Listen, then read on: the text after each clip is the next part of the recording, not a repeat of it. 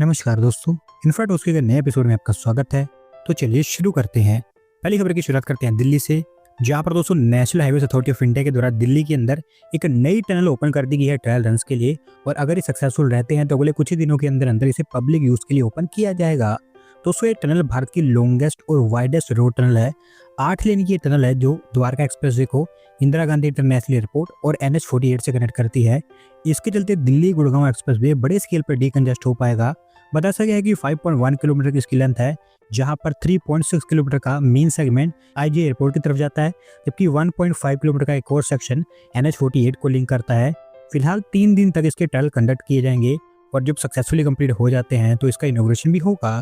अगली दोस्तों update Indian oil corporation को लेकर है, जिन्होंने उनके नए ग्रीन हाइड्रोजन प्लांट को लेकर प्लान्स फाइनलाइज कर दिए हैं। और अभी बताया गया है कि इनका ये प्लांट पानीपत रिफाइनरी में बनकर तैयार होगा। तो so green hydrogen plant Bharat का लार्जेस्ट ग्रीन हाइड्रोजन प्लांट होगा।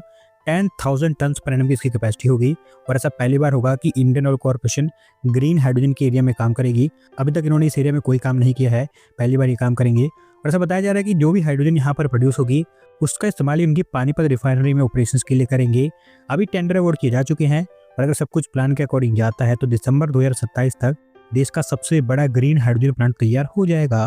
अगली दोस्तों अपडेट आंध्र प्रदेश से है, जहां पर दोस्तों आंध्र प्रदेश सरकार स्टेट के अंदर 10 और इंडस्ट्रियल पार्क्स को डेवलप करने वाली है और इन सब को लेकर अभी लोकेशन फाइनलाइज हो चुकी है। दोस्तों सभी के सभी industrial parks Visakhapatnam Chennai industrial corridor और चेन्नई बेंगलोर इंडस्ट्रियल कॉरिडोर इनकी विसिनिटी में बनाए जाएंगे, जहां पर हाई ग्रोथ इंडस्ट्रीज जैसे कि biotechnology, pharmaceuticals, electric vehicles, semiconductor, defence aerospace, food and agro processing, leather और टेक्सटाइल रिलेटेड मैन्युफैक्चरिंग यूनिट्स तैयार की जाएंगी। अनकपल्ली, अनंतपुर, चित्तूर, कुर्नूल, NTR, पलनाडु, श्रीकाकुलम और तिरुपति इन DC में बनकर तैयार होंगे। और अगर एग्जैक्ट लोकेशन जाननी है तो आप इस फोटो में देख सकते हैं। सबसे ज्यादा 2 इंडस्ट्रियल पार्क्स कुर्नूल डिस्ट्रिक्ट में बनकर तैयार होंगे। ओवरऑल इनके लिए 4,000 एकड़ ऑफ लैंड इयरमार्क की गई है। होपफुली जल्द हमें यहाँ पर काम भी स्टार्ट होता हुआ दिखाई देगा। अगले दोस्तों अपडेट गोवा से है, जहाँ पर दोस्तों गोवा सरकार के द्वारा टूरिज्म को लेकर कुछ नए प्लान अनवेल किए गए हैं और अभी उनका कहना है कि वो स्टेट के अंदर एक टाउन स्क्वायर को भी डेवलप करेंगे।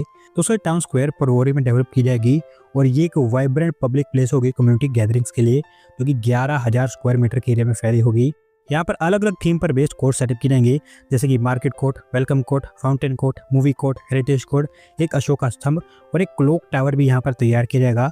गोवा सरकार को उम्मीद है कि इसके चलते गोवा का कल्चरल और टूरिज्म लैंडस्केप और ज्यादा एलिवेट हो पाएगा। लोगों के सामने 120.97 करोड़ पीसेस के ऊपर खर्च किए जाएंगे और होपफुली आगे चलकर ये गोवा में एक नया लैंडमार्क बनेगा। अगली दोस्तों अपडेट इंडियन एयरलाइन इंडिगो से है, जो बेंगलोर के कैंपेगौड़ा इंटरनेशनल एयरपोर्ट पर अभी एक और एमआर फैसिलिटी को ओपन करने जा रहे हैं और इसको लेकर उन्होंने बेंगलोर इंटरनेशनल एयरपोर्ट लिमिटेड के साथ में एग्रीमेंट साइन कर लिया है। दोस्तों इंडिगो ऑलरेडी हमारे देश में 2 एमआर फैसिलिटीज को ऑपरेट करता है, उसमें से एक दिल्ली में है जबकि दूसरी कैंपेगौड़ा इंटरनेशनल एयरपोर्ट पर है। ओवरऑल इस एयरपोर्ट पर ही इनकी दूसरी एमआर फैसिलिटी होगी, जो 31 एकड़ के एरिया में फैली होगी।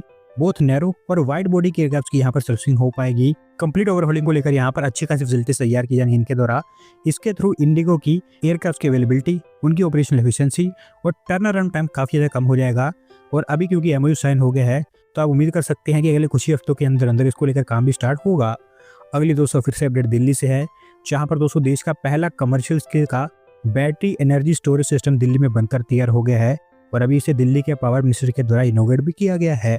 दोस्तों ये बैटरी एनर्जी स्टोरेज सिस्टम इलोकरी सबस्टेशन में सेटअप किया गया है और 20 मेगावाट की इसकी कैपेसिटी बताई गई है, जो इसे साउथ एशिया का largest battery energy storage system बना देता है।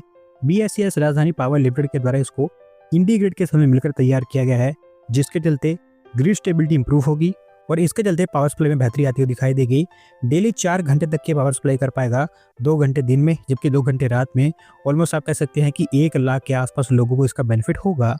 अगली दोस्तों अपडेट इंदौर मेट्रो को लेकर है, जहां पर दोस्तों इंदौर मेट्रो फाइनली अभी पब्लिक यूज के लिए तैयार है और अब हमारे प्राइम मिनिस्टर के द्वारा इसको इनोवेट कर दिया गया है। दोस्तों इंदौर मेट्रो हमारे देश का one of the most delayed metro project है। पिछले 7-8 सालों से यहाँ पर कंस्ट्रक्शन का काम चल रहा है और अभी तक जाकर इसकी सिर्फ एक प्रायोरिटी स्टेशन बन पाई है, वो भी जस्ट 6 किलोमीटर की। गांधीनगर से सुपर कॉरिडोर 3 तक इसको बनाया गया है, जहां पर इन बिटवीन सुपर कॉरिडोर 6, 5 और सुपर कॉरिडोर 4 इन सबको कनेक्ट किया गया है और यहाँ पर भी मेट्रो स्टेशन तैयार किए गए हैं। वैसे मैं आपको बता दूं कि ये पूरी की पूरी येलो लाइन 31.32 किलोमीटर लंबी होगी, जिसके ऊपर 7,500 करोड़ रुपीज़ का खर्च आने वाला है। लेकिन इस प्रायोरिटी सेक्शन के ऊपर 1,520 करोड़ रुपीज़ खर्च किए गए हैं और अभी क्योंकि इसको इनॉग्रेट कर दिया गया है, तो बस उम्मीद यही है कि अब हमें यहाँ पर रेगुलर बेसिस पर मेट्रो ऑपरेट होती हुई दिखाई देगी।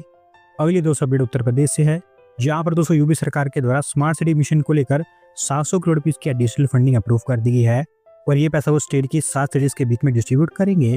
दोस्तों ये फंडिंग सप्लीमेंट्री फंडिंग होगी स्मार्ट सिटी मिशन के अंतर्गत, क्योंकि इससे पहले state government 50-50 crore rupees in 7 cities के लिए एलोकेट कर चुकी है और अभी इन सिटीज में और इंप्रूवमेंट लाने के लिए ये 100 करोड़ रुपीस हर सिटी को एलोकेट किए जाएंगे। अयोध्या, गोरखपुर, मथुरा, शाहजहाँपुर, मेरठ, गाजियाबाद और फिरोजाबाद इन 7 सिटीज को यहाँ पर शॉर्टलिस्ट किया गया है, जहाँ पर बेहतर roads, parking complexes, smart classrooms, solar power street lights, senior care centres, open gyms और हेल्थ एटीएम्स तैयार की जाएंगी। और आप कह सकते हैं कि इसके चलते स्मार्ट सिटी मिशन के अंतर्गत जो बचे कुचे काम है वो यहाँ पर कंप्लीट हो पाएंगे।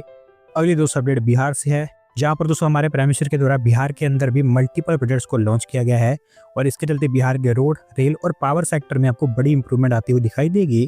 दोस्तों वैसे प्रोजेक्ट तो यहाँ पर बहुत सारे लॉन्च किए गए हैं, लेकिन अगर कुछ मेन प्रोजेक्ट्स की बात करूँ तो NH22 पर पटना गया डोभी सेक्शन की 4 लेनिंग, NH27 पर गोपालगंज में एलिवेटेड रोड की 4 लेनिंग और ग्रेड इंप्रूवमेंट्स का इनॉग्रेशन, सोननगर से MDG जंक्शन के बीच में नई और 3rd रेल लाइन का inauguration, Nabinagar super thermal power plant का फाउंडेशन स्टोन जहां पर 800 मेगावाट की 3 यूनिट्स बनाई जाएंगी, NH119A पर पटना सासाराम सेक्शन की 4 लेनिंग। इसके अलावा वाराणसी कोलकाता एक्सप्रेसवे के ऊपर 4 पैकेजेस को लेकर फाउंडेशन भी रखा गया है।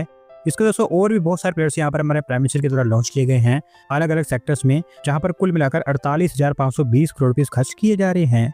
अगली दोस्तों अपडेट हमारी रेलवेज की तरफ से है, जहाँ पर दोस्तों हमारी इंडियन रेलवेज के द्वारा पहली स्लीपर वंदे भारत ट्रेन को लेकर रूट फाइनलाइज कर दिया गया है और अभी ऐसा बताया जा रहा है कि लखनऊ से मुंबई के बीच में देश की पहली वंदे भारत स्लीपर ट्रेन चलाई जाएगी। तो इस रूट को लेकर हमारी इंडियन रेलवेज के द्वारा कई सारे एक्सटेंसिव सर्विस कंडक्ट किए गए थे और उसके बाद जाकर इस रूट को शॉर्टलिस्ट किया गया है। वैसे मैं आपको बता दूं कि 2 रूट को लेकर यहाँ पर बातचीत की जा रही थी, पहला वाया कानपुर और मथुरा, जबकि दूसरा वाया बरेली और गाजियाबाद, और इसमें से यहाँ पर दूसरा रूट फाइनलाइज किया गया है जो हरदोई, शाहजहाँपुर, बरेली, मुरादाबाद, गाजियाबाद, निजामुद्दीन, आगरा इस तरफ से होता हुआ मुंबई की तरफ जाएगा। 20 कोच वाली ये ट्रेन होगी जो हफ्ते में 4 दिन ऑपरेट किया करेगी और एक सिंगल टाइम में 1200 के आसपास पैसेंजर्स को ट्रांसपोर्ट करेगी। फिलहाल टाइम टेबल तो सामने नहीं रखा गया है क्योंकि प्रिपेयर किया जा रहा है, जो जून तक तैयार हो जाएगा और मोस्टली जुलाई तक आपको ये ट्रेन फ्लैग ऑफ होती हुई दिखाई देगी। अगली दोस्तों अपडेट ग्रेटर नोएडा से है, जहां पर दोस्तों ग्रेटर नोएडा अथॉरिटी ने एक नया एलिवेटेड रोड अप्रूव कर दिया उनकी सिटी के अंदर और इसके थ्रू वो NCR में कनेक्टिविटी को और इम्प्रूव करेंगे।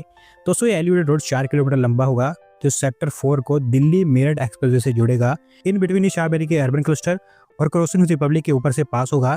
6 लेन के एलिवेटेड रोड को बनाने के लिए ऑलमोस्ट 400 करोड़ रुपीस का खर्च आने वाला है और ओवरऑल आप कह सकते हैं कि अगले 1.5 से 2 साल के अंदर अंदर तैयार हो जाएगा।